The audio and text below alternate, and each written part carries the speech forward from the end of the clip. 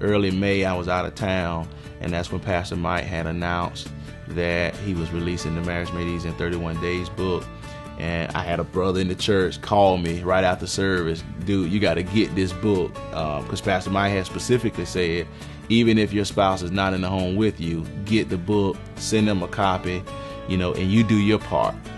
So I did. When I got back, mailed her a copy of the book, and at that particular time, and I didn't want to.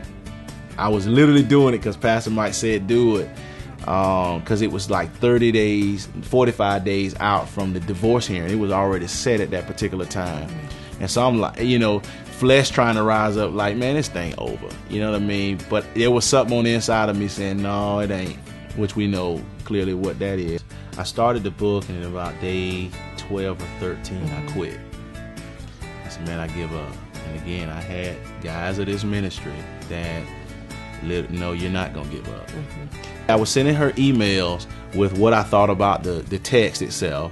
And then when it came down to the exercises, I would do my portion of the exercises in the email, and then the actual confession in the book, I would kind of transform that into a prayer as if we were praying together.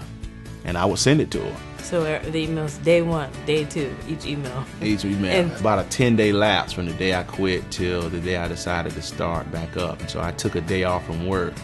And so she got like 9 or 10 lessons in one day, because that's all I sat home and did was catch up the lessons.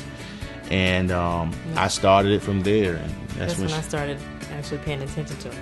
At that moment, what is this? What is this? So I started reading them. Right. And I started seeing consistency in his love, in his claimed love for me. I started seeing consistency in wanting to know about me and the details of my life, and him starting to want to know about how I feel. Because before, my feelings did not matter. He told me, what you feel, don't say that to me. Don't use the word feel with me, because it doesn't matter how you feel. That's subjective. So that was a hot mess.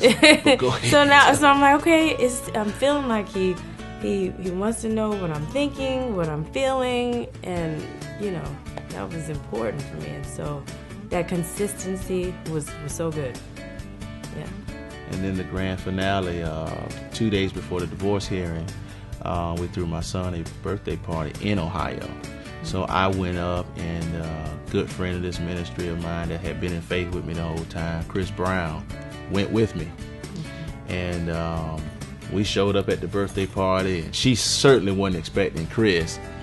And he had been planting seeds, because she would talk to him. Right. So he didn't really, he wasn't pushy, but he would just kind of, stick in there with me. Kaylin is what he called it. And so he went up with me. I didn't see her initially.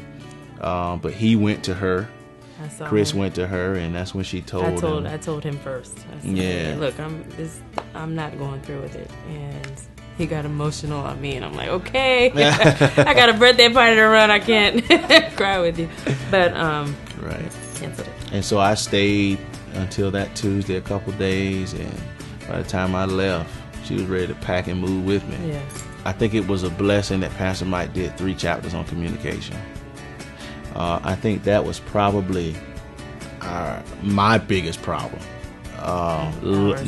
Knowing how to communicate with her.